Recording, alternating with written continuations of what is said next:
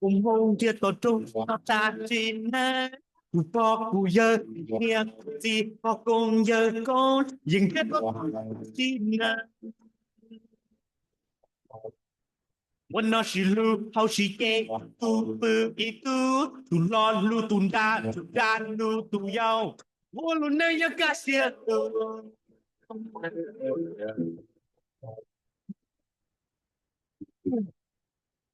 ดูเสียให้เดียกูอย่ามองตายอ๋อดูชัวร์กูติดจอกูเจอตามอแล้วกูเจอยอกูด่ากูอยากว่ากูบ่หมดรอ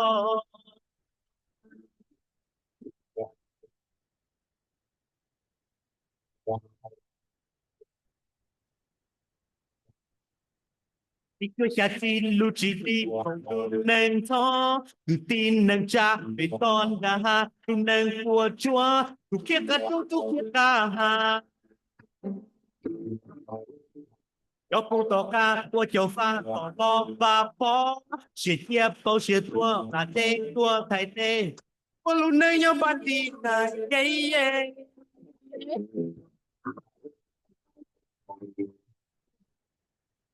rồi sẽ hai tiền của nhà mô đại mọi đồ chúa là của đi đó từ trên ta mô là cũng trên nhỏ chúa ta chúa gia có cũng không còn lo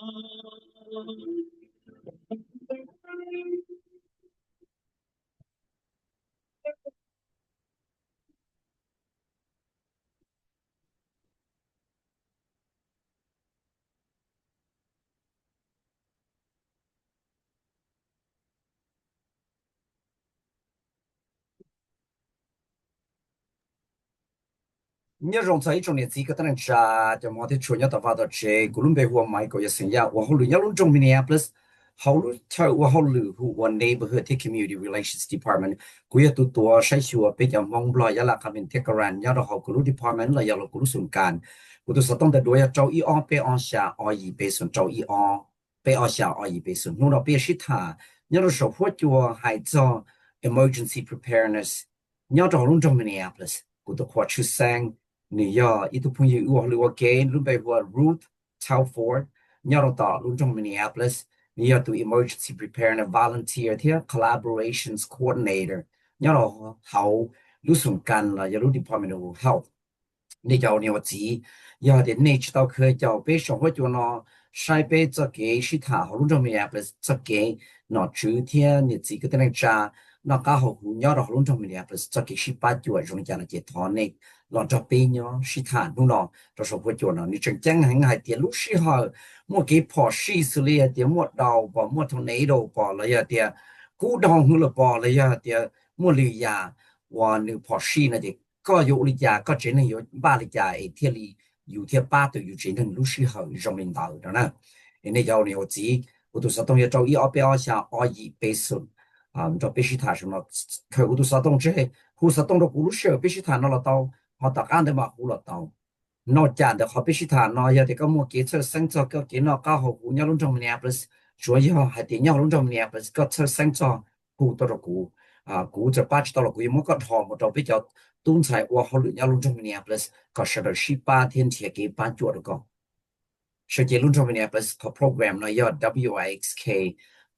lu sao tông chuột từ lúc bắt sáng xong lu sao tông chuột thiên luôn trong Minneapolis sao cái phong hiệu và hậu lựu và cái là một cha tờ lu bút này chỉ có thể là thiết thả cho cái ba chuột làm mấy cái sáng nhau họ luôn trong Minneapolis làm được cái nó chứ giờ rồi nhá cái thằng này sẽ đầu tuần họcไปsau rồi thế nhau sẽ thả im bia li ý số mong sẽ bị tiền là này cho nhau ta hậu lựu là ý à khi cái lúc sao tông chuột có trả chế là chuyện gì mà trả chế thì họ khi cái sao tông thì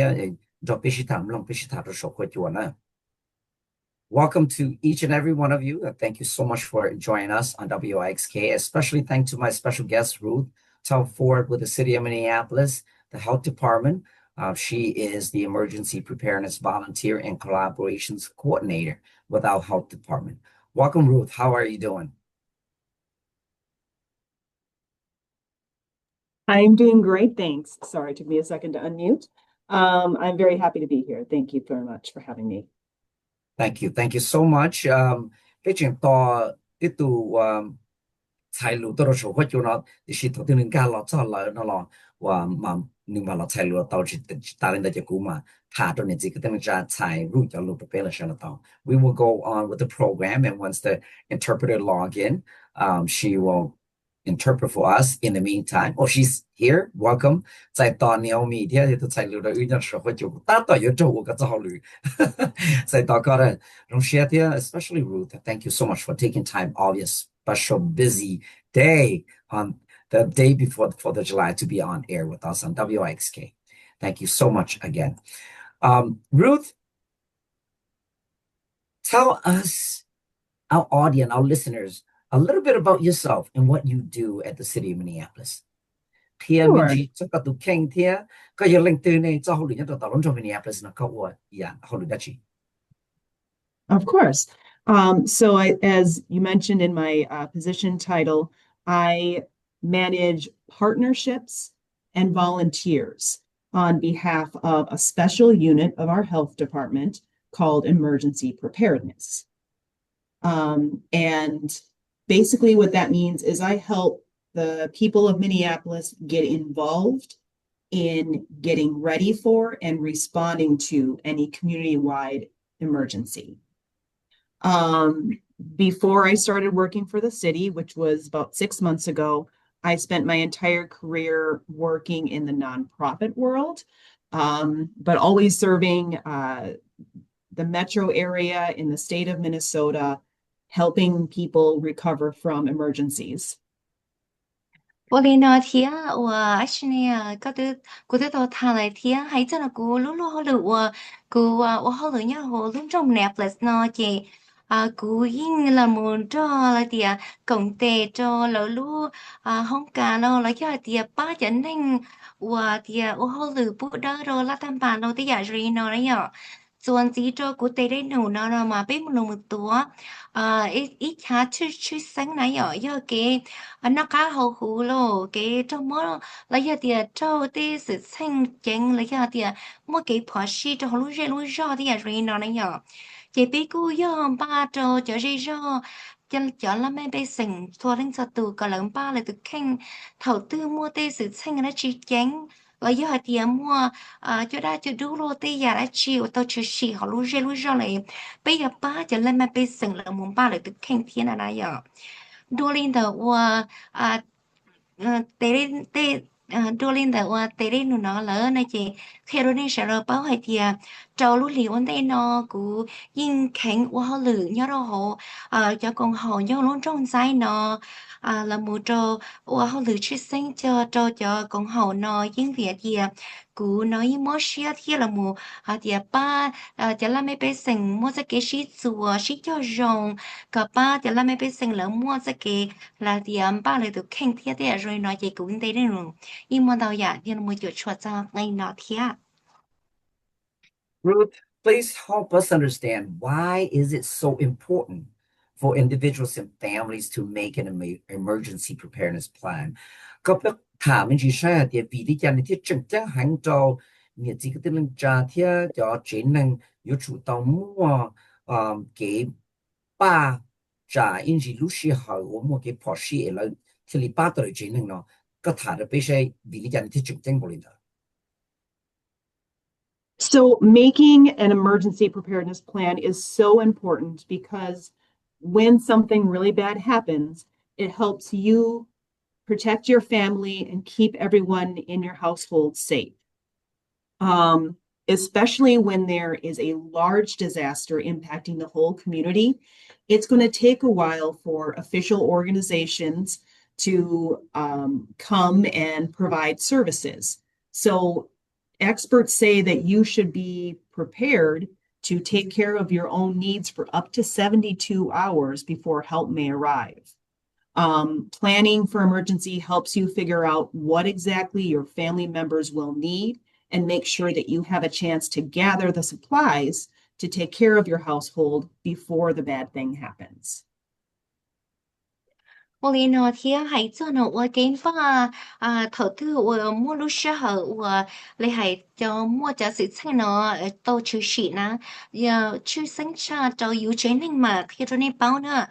投资我我的呀，对美丽呢出息了。你有一颗神经系啦，冇把有这能，地太有这能天，一个啥人那个好糊那那样。chị do hai tia mua tia đó chứ ô tô chứ xỉ chứ hay hồi yêu chế năng lo lấy do hai tia trâu lúa rau ô tô chứ xỉ đó là đó chị nếu do in yêu anh đó lấy tia tất cả đơn để long thia ấy lúa tên nó chứ lúa tên là tâm bản tôi yên thiệt cái ba cho nên mà yêu chỉ tôi li thanh đi thở xỉn đó nó nói rồi chị thằng nên ba tôi nên chế nên ba tôi rồi thằng nên sợ tụi chị không nói cho khỏi rong lỡ cho nên dân rê lỡ cho tiền là cho nên ủa chấp bớt mà là vô hạt tiền có giờ tông ba ý bộ cho nhà có chi xôi nhất không qua lâu rê mua xả hạt tiền thấu cho tới mình nó tao chỉ xì lỡ liên lợi cha cho ó tính được tất cả ủa có mua khổng chỉ là chi xôi nhất không qua rê lợi giờ ba tao có được khen ba tao có chuyện năng thiên là vấn đề ủa à xin này lúa cho cha nó thi là giờ lúa tê là tâm bản lợi giờ ba tao có thiên là chị khi rồi nên sẽ được bao lý nó thiên Ruth, what kinds of things, events should people plan for? Cho 我给跑西，我年纪可能在要当爸呢，在不出息要让你家庭要好的。Well, here in Minnesota, the main threats that we encourage people to prepare for are house fires, which is actually the most common type of disaster we face, extreme weather, which can be severe storms or tornadoes. It can be extreme cold, extreme heat. We also encourage people to plan for power outages, as well as to, of course, think about how to prepare for infectious diseases like COVID or even the annual flu. Bây giờ nó cũng khi đó đi bảo thì kiếm bao nó do thì thống mua thì sự tranh là nó tao chỉ xí là nó gì cũng khi đó nè thì họ lúc sinh mình số là nó gì kiếm bao nó mà yên đi do thì do vậy chỉ cố nhớ lo yêu lý cha do thì tao mua tới chỉ xí lo chưa đủ lo là do thì họ no hơn là do sợ hơn là do thì bị phá chỉ là tua lo thì giờ rồi nó là do thì mua kinhยี่ทุ่งเปลินตู้รีปิดรีเดียรีโคเฟตนะแล้วยอดเดียเขาทัวร์ฟลูโรที่จะรอยนอนะยอจะอยู่ตรงบ้านเทีย Ruth, you mentioned about you talked about an emergency plan. What kinds of things should people have in an emergency plan? ก็ถามซะเดียวอยู่จุ่มไว้เขาแผนเลยยี่เขาเก็บ爸有钱能头赚是莫的呀，事情你破事行，我哋要做爸要到好个好，路啊玩平了，要个路主演爸个大赚是莫叫清清楚哩呢，你还要好啊几点？ So in an emergency plan, one of the most important things is to have a family communication strategy, where especially if you and family members get separated, you know how to reconnect. And I really want to say just a couple more things about this, because especially in a sudden, large-scale disaster, loved ones are going to hear about the disaster or emergency and be desperate to find out, are you okay? And how can we help you? However, you're going to be busy dealing with the emergency, or you may be separated from your phone, the power may be out, cell phone towers may be overwhelmed. And if you can't easily communicate, people are going to get anxious. So knowing maybe, okay, I'm going to send a text to this loved one to say, hey, tell the rest of the family I'm okay, I'll check in 2 hours, or something like that, will help calm down the stress and free you up to focus on what is in front of you. So that's one piece. having a family communication plan. Also, in a situation where you have a community-wide evacuation, it's good to think through where might you go. Where is a safe place? Who is a family member that might be able to take you in? And an evacuation plan is also very important for smaller emergencies like a house fire. House fires are unfortunately fairly common here in Minnesota, up to 12 fires a day in Minnesota. And people can die in fires, especially if a person goes back into a burning building looking for a family member, not realizing that that family member has already gotten out safely. So identifying a place like, okay, we have to get out of the house. We're going to meet up by the mailbox over here. Then you can go there, make sure your family members are safe, and not go back into a burning building that is very, very dangerous. So having that evacuation plan is so important. Finally, planning for your financial needs in an emergency is so critical, because if your home is destroyed, if you're not able to go to work, if property is damaged, your belongings, it's so valuable to have insurance, but to also start saving for this emergency fund. Experts say that people should have up to 3 months worth, or at least I should say 3 months worth of living expenses saved for covering your needs in an emergency. And if you do not have insurance right now, either a renter's insurance or homeowner's insurance,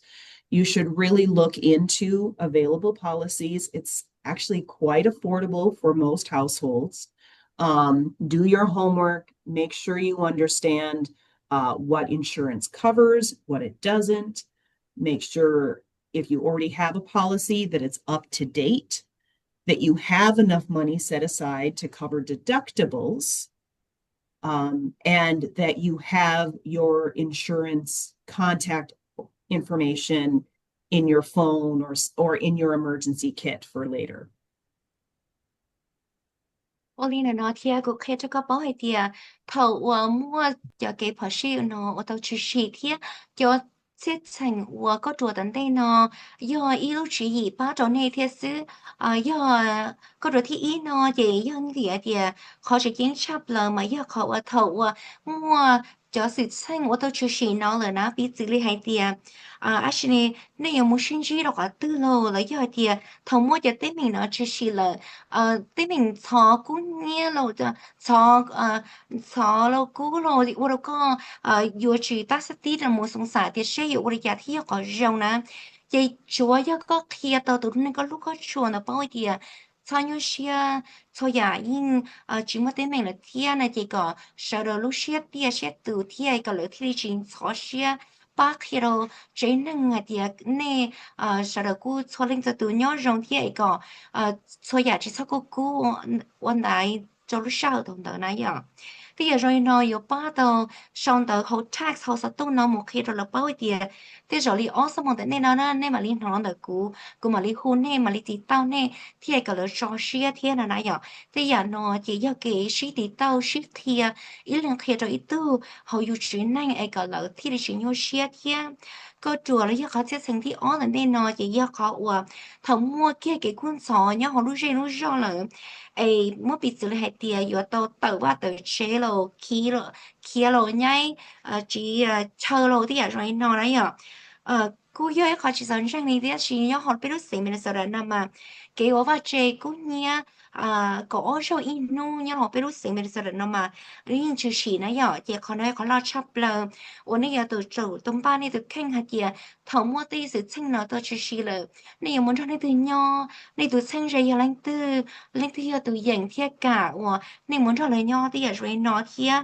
เขาเนาะยาเขาจริงๆชื่อซึ่งชอบเราว่าเขาจะได้เหมือนเราตัวชื่อสีแล้วยาเดียว่าเจกูเนี่ยแหละนะ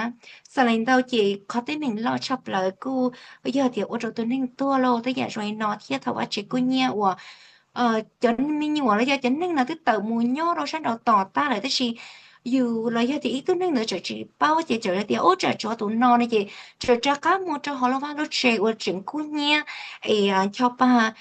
luật tờ lo thì rồi nó ấy chỉ đi một trong mò lo thì rồi nó nãy chị việc giờ trên nên tờ là chỉ tao là một shit thả là một thả trẻ thì do thì tận đây nó ít nữa tôi là trẻ thì giờ thì một tên mình chỉ xử lý nó do các trong thì bé là một sinh trí rồi tờ có chờ 3 秒 nó là giờ thì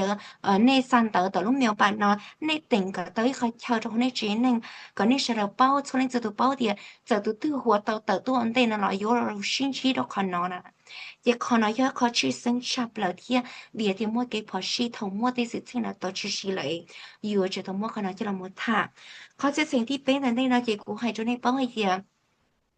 要在跟8年前，我头就摸，就是请了到去10天，还在那看呢。我一点头摸点名去10年了，就有的时候有哈，有啊，没知道我好了咯。来有点有发这波咯的呀，所以那咯那样，就后边เขาจะ没有说天，有干种有拍跟拍个有摸着有天，做เนี่ยเช่เนี่ย天，来就来嘛来还点。cái giờ chơi cơn cầu có chỉ chơi vậy à bé lu lì cái thể nu thèn tì ấy có giàu mua nhà giàu thể nu thèn tì bé lu lì đấy là giờ thì yếu rồi yếu món nọ là giờ thể cái tên nu tên này cho giàu có chỉ bé lu lì đấy là này có mua cái đó trò chơi thiệt cái sao chơi là bắt cái phải là một trò này là cứ khó rong là một yếu và yếu chơi một bắt cái phải trò hay thì thầu mua tới mình chỉ đó và chơi là cứ khó rong thiệt phải hành lý thiệt ấy cho ông mua nữa lo cứ khó rong cho chỉ tao mua nữa lo cũng khi rồi này bao thì giờ tụi cái này thể tàu thiệt này tua tàu thiệt ấy này nó mua sai mua chịu chắc khăn nó thì giờ này mua rồi nó nữ chắc bắt cái phải nó như nữ là mua thể ra chi nữ mua cái bò là có cái bò ra chi thiệt thì rồi nó cho căn chỗ thì này là mua số này cái như là giờ xí mua cho nhiều là thể nàyจะ deductible thiệt ôi giờ nhiều này giờ chỉ tao thể giờ chỉ mua cho tên mình nó tao chỉ xí là vấn đề là giờ là mua này họ bắt cái phải này giờ là mua chúa số giờ thiệt là chỉ tí giờ trong này nó như họ chỉnh chỉnh hình cho nên là mua ba sợ thiệt mua cái shit hàng này nhá. Thank you, Ruth. I'm going to ask you one more question, then we will take a short break and come right back. Một chỗ Ruth của yêu hay của yêu nu có lo lu cái này thì bé một so li ở bên này thì bé mà đã lo chuối cho lu chuyện đã nu có. Ruth, about the preparedness plan, help us understand, should people make some kind of a kit to for their family? Hay thì dùng ba được có là một tí thái độ yêu chiến năng thiết ba tôi chiến năng lúc sợ một tí giá trị và bỏ xí này một lý bỏ ra khó trong chữ gì và chiến năng yêu chủ mua ít khó kia là ý lu tỷ là dùng ba rồi cho không có yêu chủ tàuต้องการlúc xí hợp để một cái bỏ xí thì đâu xí. Yes, definitely recommended to have an emergency kit. And I mentioned several different types of emergencies to prepare for. So it can seem like, well, what do I need for all these different things? Some of the basic stuff might be having some non-perishable food, some water, some spare medications. If you have pets, having, a leash for the pets, maybe a comfort item or some toys to keep your kids occupied when you're displaced. Depending on the situation, there's different sort of things you could put in the kit. And there are some resources we'll talk about later on for other ideas. But the most important thing to keep in mind is that your emergency kit should be tailored to the needs of your family. So the medical needs, the access or mobility needs, like do they, maybe a spare set of glasses if you're vision impaired, or other sorts of things that you might need. Again, and also thinking about your pets. And another important thing to keep in mind with emergency kits is where you store it. It should be kept somewhere where you can easily keep it fresh, regularly check and make sure the food isn't expired, same with medications and such, but also easy to grab and go in case you need to leave the home, or have handy when a tornado comes and you need to go to the most secure part of your house. So again, should be accessible.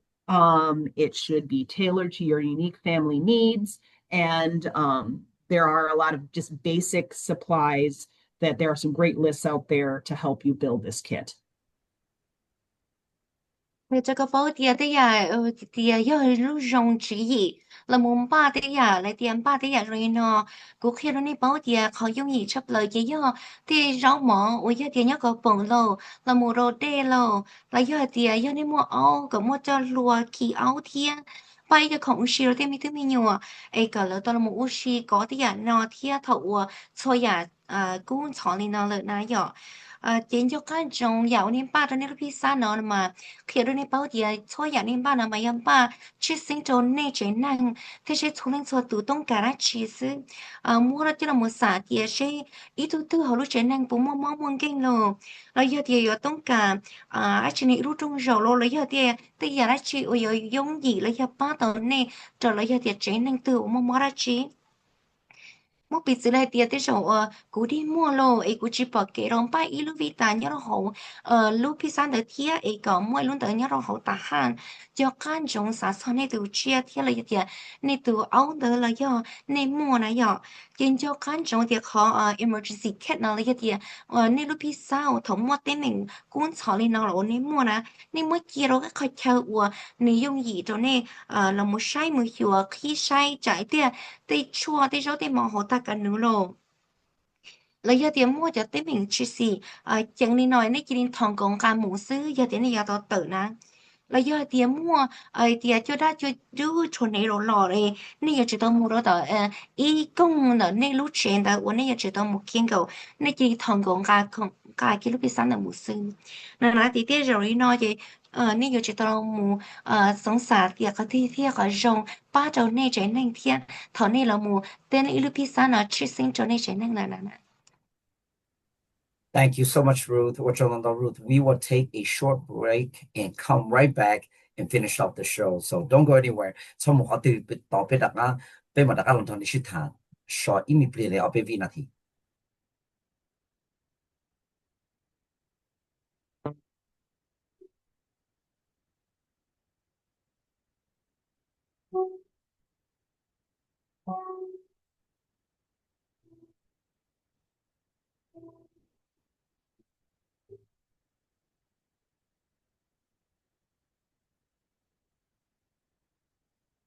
trên gió gió lu chê mong nhớ sâu tròn lu chê so siêu bom lòng nhớ bùa hà rong bao giờ lâu lâu rồi chân đơn tu chu nghĩa sợ我trái头知道cả路sợ cho mà cha我容些我落只要痛到我鸟走你入被我心冷点的记录松点撒走嘛我照顾过我的根有点我一路有点孤单我孤身若那波 lúc chơi bom lông đòn gió mưa buổi nô gió điên cuốn đầu ra rộp đá bò lúc chơi bom lông cánh đừng gió gió tông lông sông lông đông rèn gió gió tông gió blo trên xanh nhẹ chỉ một phải pha chỉ một nắng papa ta nên chia sẻ chỉ một để cô na hầu lo na cha đông châu rô lô bề bự ít san chân công tơ cha họ chủ họ cho bắp u lu trên xa cho mà nhỏ lu nâng thâu chân bên bên yo tiền buổi đó yo tiền cút tàu mua cút ra trong đá bò lúc chơi bom lông đỏ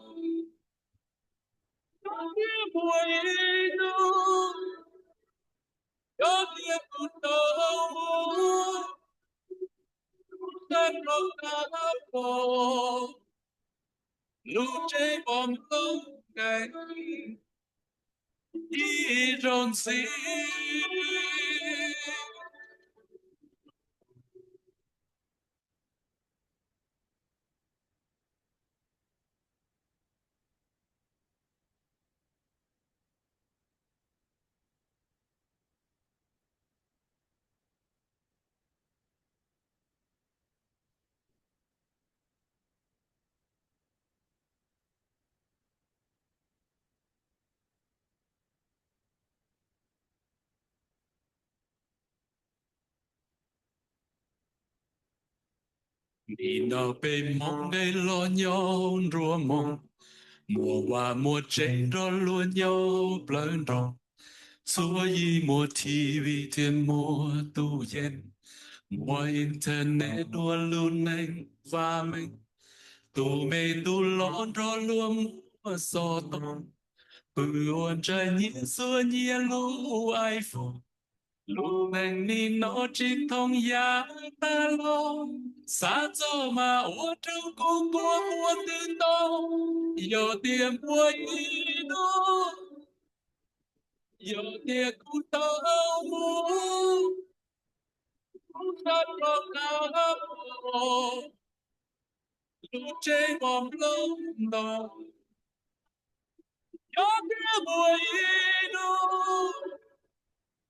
giờ tiền cũng tao mua cũng rất lo cao lũ chế bom lông gầy emergencies.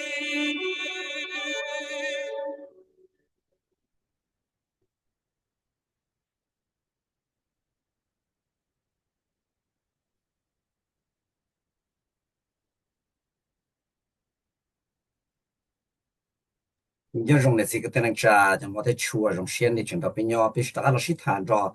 Ruth Talbot，你知道伦敦 Minneapolis Health Department，做 emergency preparedness plan。Thank you so much, Ruth, for all the information that you share with us. Regarding an emergency plan, are there resources available in the city of Minneapolis to help people? 还做好用把的个用真能摸一好给了我的台真能叫的摸路线跑西了呢？我的伯母给把我的家浪的隆中 Minneapolis 了，把你这个等你咋样？ Yes, there are. So, first of all, there are lots of resources online. Some of the main ones that we recommend are ready.gov, or the American Red Cross and many others. Now, these are national websites with lots of great tips, checklists, and guidance to give you some understanding about the different emergencies. They are mostly in English. It is fairly common to find them in some other languages like Vietnamese or simple Chinese. Hmong is not very common, unfortunately. We do also have on the City of Minneapolis website under emergency preparedness, we do have some simple lists there as well. Now, the great thing about the city website is it does allow for you to translate into Hmong right there. However, most of our content has links to these other sites. So one other thing I will mention is that locally here in Minnesota, we would love to have the opportunity to partner with community leaders and organizations to bring in-person training to help people understand how to plan and make a kit and understand the different threats. So that's one thing we'll talk about a little bit more later on as well. But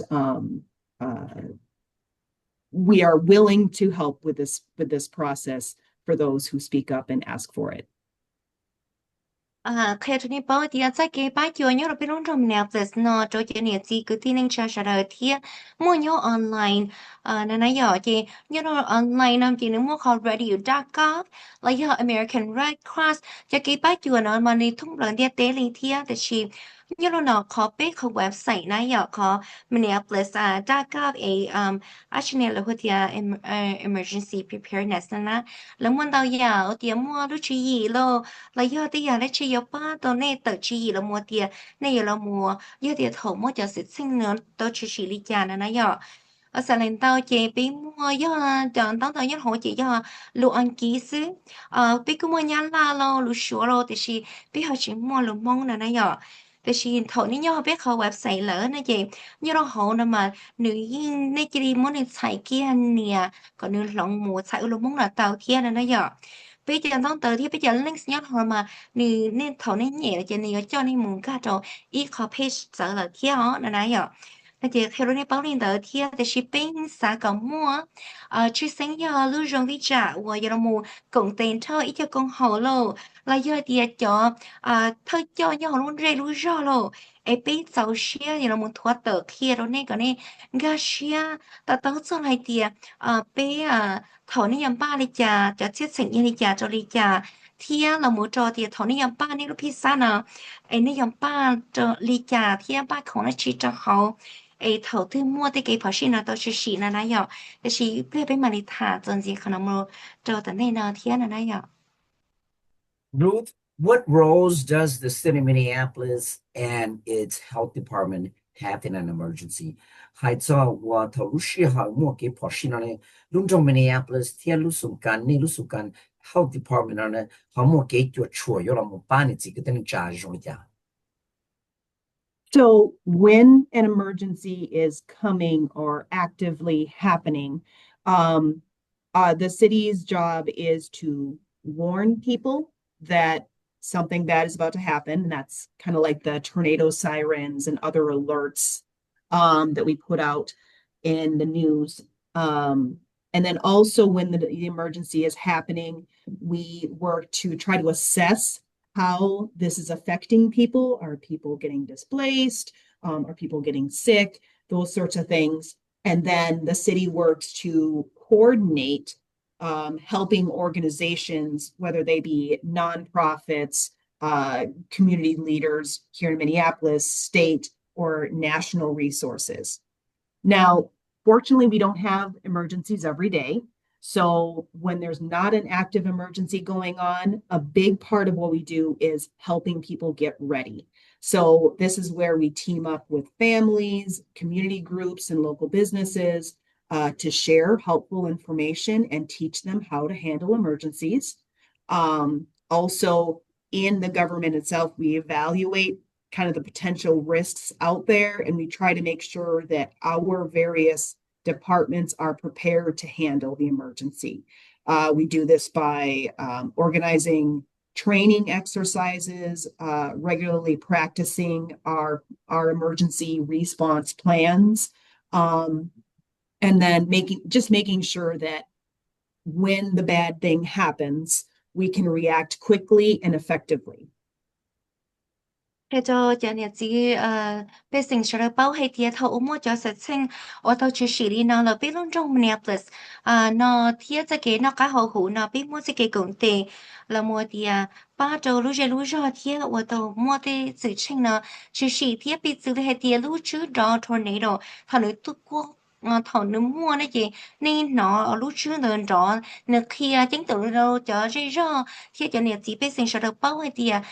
tại sao nó giống mua tornado thiết là nãy giờ thì bây giờ rồi nói với kho ở bên là một kia thiết bên nó không cả nhưng là một lưu là giờ tiền rồi sửa cho nó tiền cái nó khá hậu cụ thiết thế sẽ trở rơi ra cho là mấy bên sinh là vùng mong kinh lô bây giờ rồi nó là giờ tiền tại sao nó lấy chính nó sai rồi lô bây giờ rồi nó bây giờ mua cho là một sản sạt thiết là nãy giờ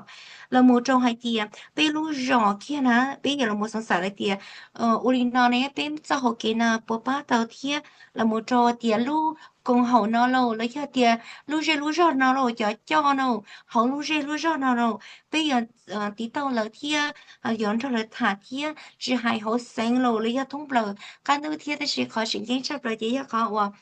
nên hôm nay nó bên chỉ mua cho tên mình nó chỉ cho số sẽ tiền nông này nãy giờ chỉ ở đó bên小chỉ tàu bên cỡ chỉ tàu thì là chỉ còn là nó cũng yêu ít khó ở trong đi trả được bên lúc ra bên tây đến nụ bên là một小bên là một cỡ thì ở bên là một ba giờ nhiệt gì bên sừng làm bên sừng số lên cho tù cỡ là bao thì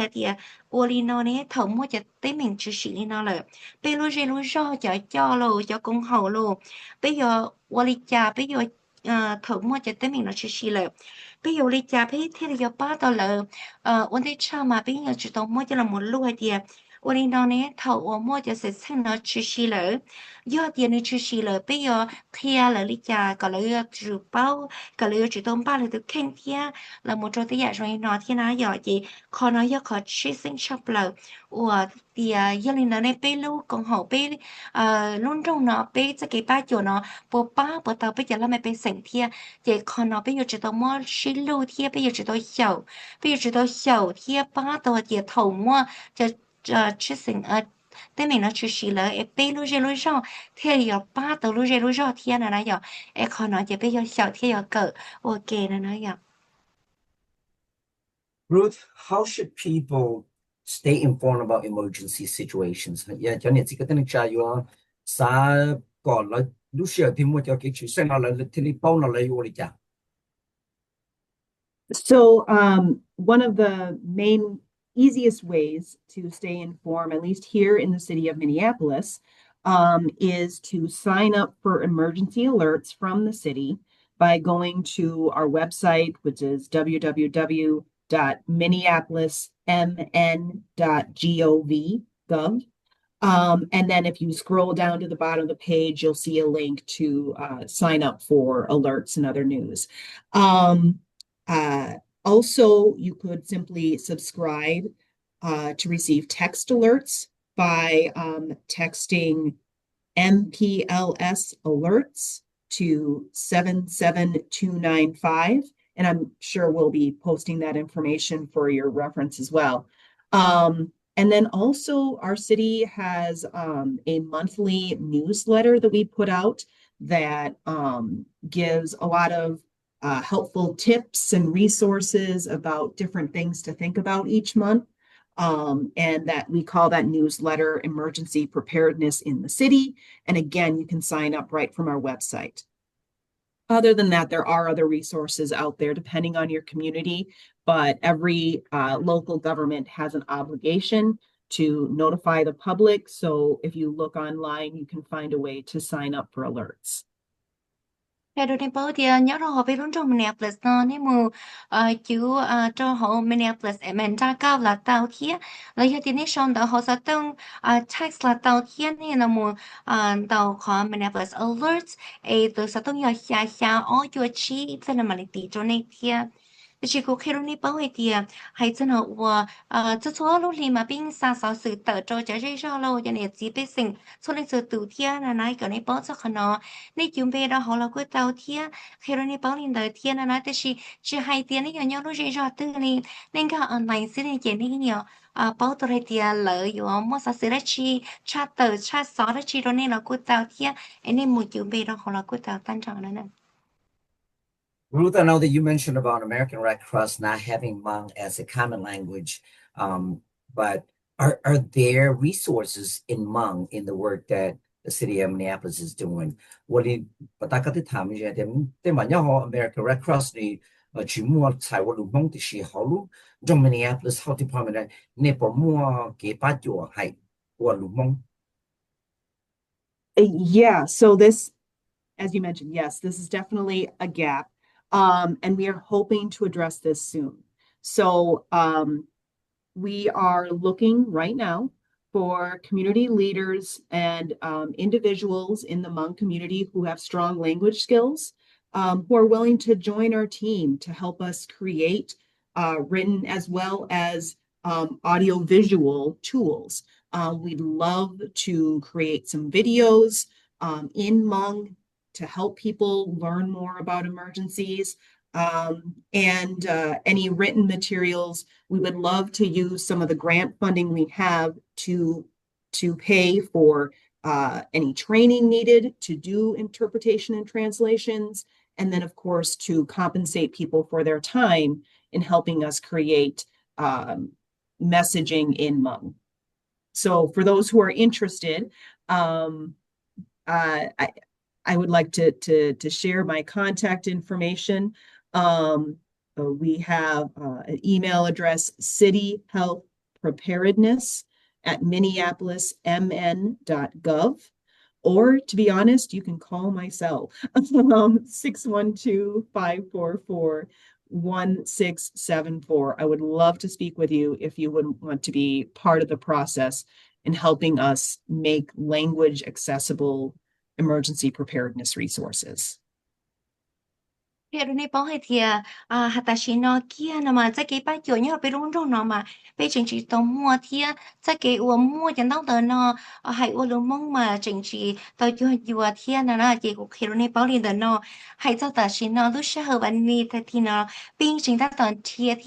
bắt lời hay thì ta xin nó biết sao thì ít thôi cho nhớ đâu hồ ở lúc giờ nó uống nhiều tôi dành mua lúc xưa là một ba bê thia là một ba bê công tệ xài cho tao tờ ở cơ lưu đại dân nhà kia thôi nhà là một cho tờ đôi cho nhiệt sĩ bê sinh sau đó có là bao thia cho khó nó ấy bê xa là một tiệc thua lúc vi trả nó có rồng cho hai tiệc bê xa tông cái thứ này là một xài lưu tông cái thứ này là ba bê xài tên tao tên tờ nó có cho nhiệt sĩ bê sinh cho nên cho tụ cái là tao thia ấy cũng mất của tụ email cho này thia mà thì chỉ share tiền này thì tao đâu cũng thia này từng đời thia bây giờ tàu ý quân nhà là thiết bị xã một quân nhà là một địa là hiện một thể tôi năng ở là một công tên cho bé kia này email tôi của tờ Ruth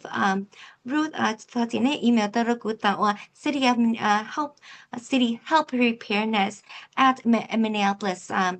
gov là tàu thiết là này huru của tôi sẽ tao là là tàu thiết giờ tàu ý chi bao ý cháu xạp lâu ý cô và thiết chia thì này ở khu thiết thì tao là cụ ấy có sai thiết bây giờ mong ba tao khả năng thiết. Ruth, thank you so much. Do you have anything else that you feel like you wanted to share more with our listeners on air? Ruth, 我听到不处理呀，我告诉你个有啥政治到贴贴了，有么发布到你自己的人家就弄了得到保障。Sure, thank you. So I want to first of all say that I know we talked about a lot of things. When we talk about emergencies, we talked about having a plan, including,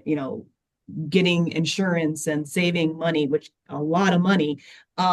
We talked about different types of incidents that can be very scary, like fires and extreme weather and power outages and infectious disease. We talked about,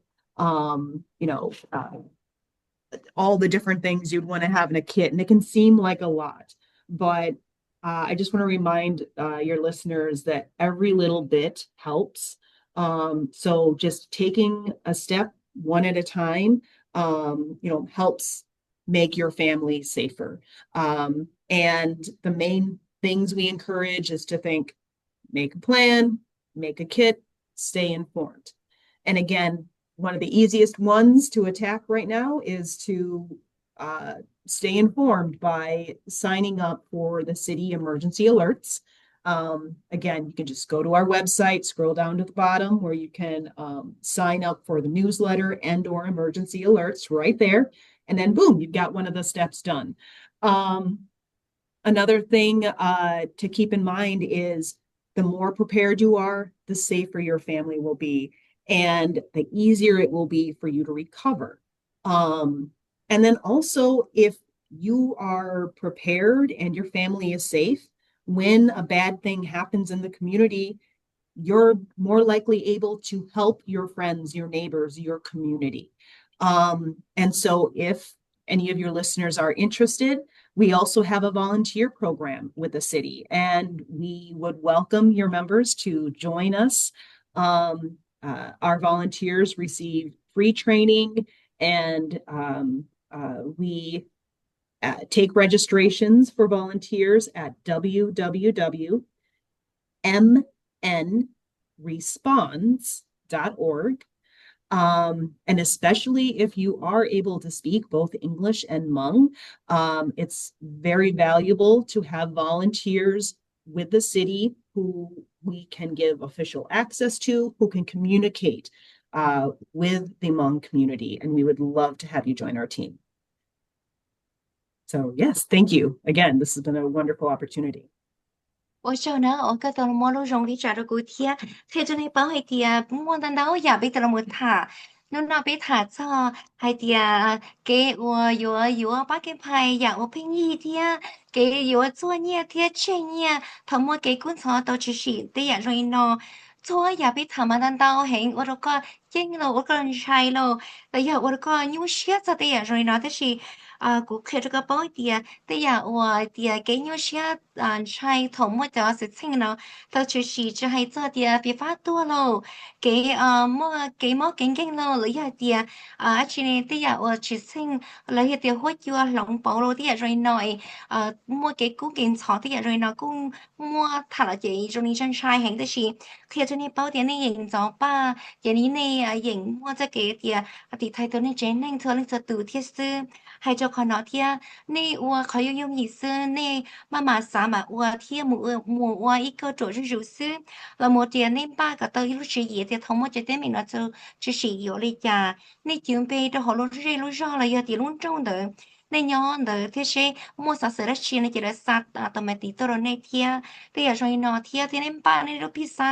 ให้เดียทั้งหมดที่กิ้งเต็มหิงเนาะที่อยากเก่งงูชนะเจอตัวจะสิเลย nên cả lo nên biết sáng là mù sương nên thiết chỉ nhau xia bây giờ trong này nó yêu còn nó anh mà sao mà uo thia anh mà uo ý thành thằng rồi thia khi đến bao giờ khó trong chấp lời cho nên gió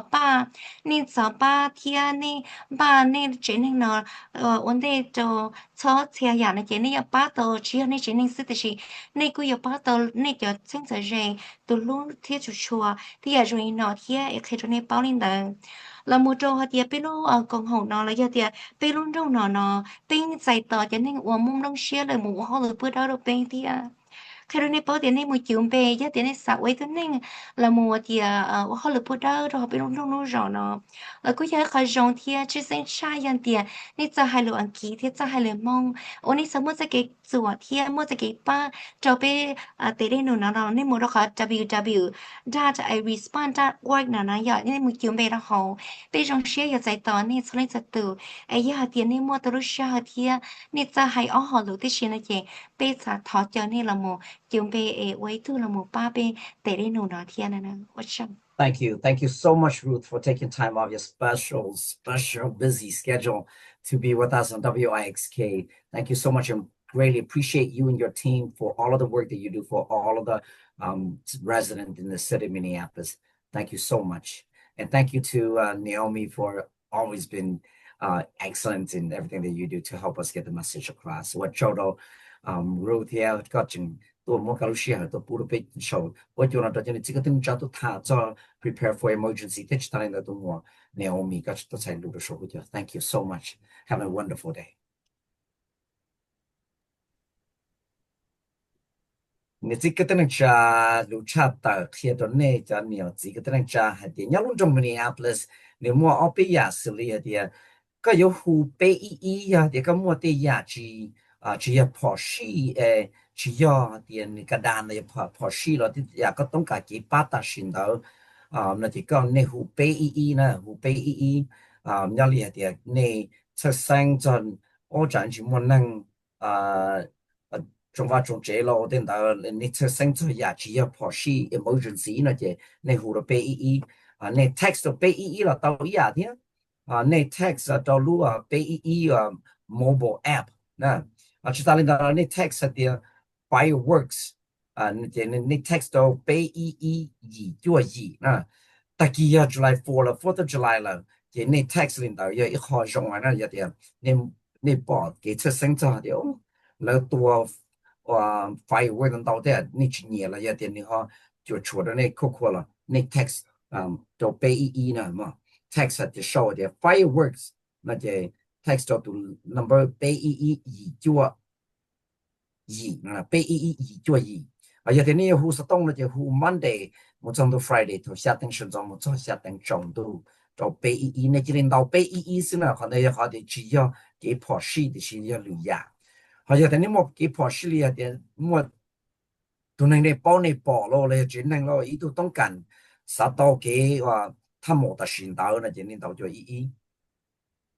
还有啊啲ในปอตัวเดียวจะนึงว่าตัวว่าfireworks ตัวเดียวขาดตัวนึงแค่ตัวมันจะเราแต่ว่าเจละตัวนึงแต่ว่าเจละตัวนี้จะนึงเรานะจีนี่กูจะอีเราตัวอีเนี่ยนะวิเหตุ fireworks นั่นนิวยอร์กนิวมันเป็นสิ่งที่ว่าตัวเตาเราแต่กูเนี่ยนะอย่างแต่แต่ยาพอสิ่งนั้นจะในหูจั่วอี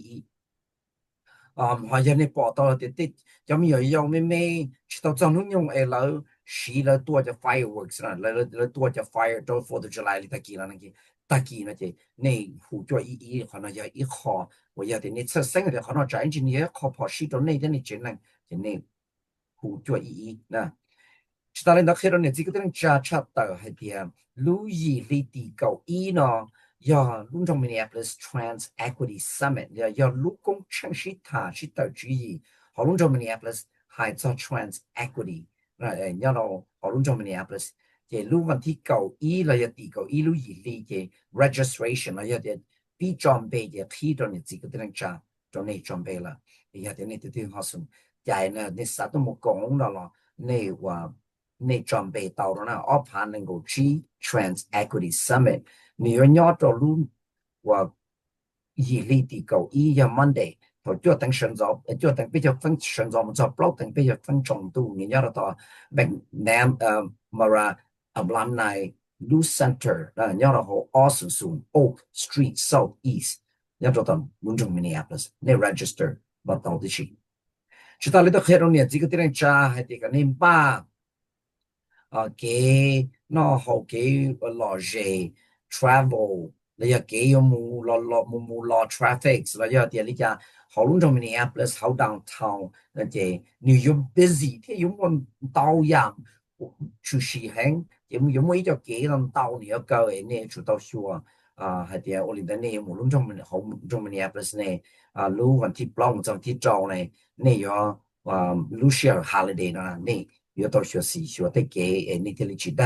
嘅啲其他人呢啲你包啲人最車的好多呢好要揸車的好多嗰啲靠車能到呀靠機能到呀要隆重 Minneapolis 現在呢就我知啲嗰啲人揸是要隆重 Minneapolis 呢個呢如果用 holiday 呢這個呢小人之間很重其他人的 summer events line up 你要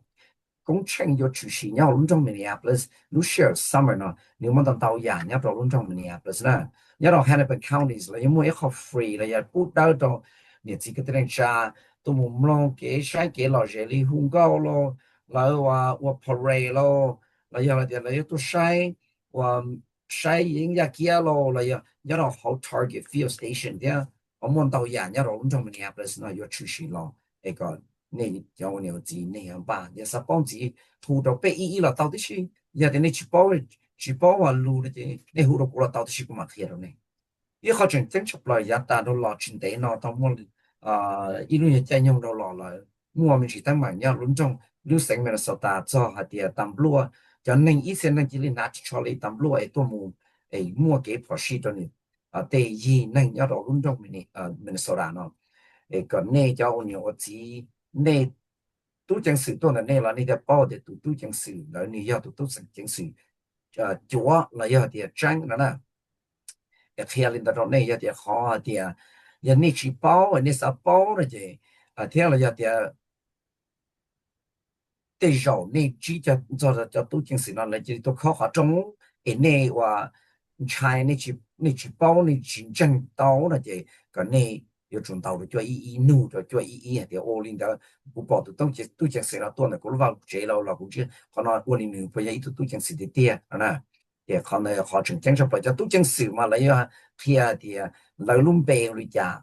来路 agency 来路送干里家，也不讨论这个他。này chủ sai là chỉ không chào thia sai là đại badge là ya đại hoặc là trang bị đại patch then là cho lỡ một sau từ lúc cho và tôi chẳng xử mà nó cái điều bao thì lỡ do sở chế cho lúc và sủng cảm từ theo tầm luật từ lỡ do tầm luật theo chỉ do là còn nên thì bao lại cho họ lựa ba đồ luôn trong Minneapolis nó đi cho tôi chẳng xử nhau họ Minneapolis Police Department Hennepin County Sheriff's Office Metro Transit tôi chẳng xử theo Minnesota State Patrol thì phía này cho nhiều gì là nên nụ tao là lúc bé là tụ batch number là lúc không cần là sủng can nhau họ từ thì tôi chẳng xử tranh được nhiều chỗ phía cái tao đó này là giờ tiền này chỉ tàu hủ rồi tập luôn là chứ nhau nhau tập rồi chỉ khó trong là chỉ sửa xì thì giờ tiền này chỉ bao tranh thì này sống sai này sau là chỉ này chỉ tàu cho ý nữa thì我里面不到找都挺是多的国外不争。今年这个在那查给路差的到那也让人拿不大必须谈到好 health department 做下的用把照路需要跑西那种家。古龙北国买过一成家，周一二八二下二二倍数，周一二八二下二二倍数，我路家龙中 Minneapolis，好路送干了，就我好路问 neighborhood community relations department，我也都是这边也蒙不了呀啦，他明天个人好路送干，莫那去，这次生意龙中 Minneapolis，因为谁的家糊了股。都是通过也周一二八二下二二倍数，周一二八二下二二倍数以外，他跟你说的，只给那看见种星期多理念里上。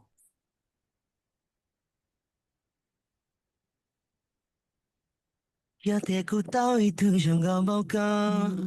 cho cô phát xa một thiên lành tương lai vì có dấu trả lời có bùa tao nọ thiên tuy chỉ tao bỏ tiền đi những khoa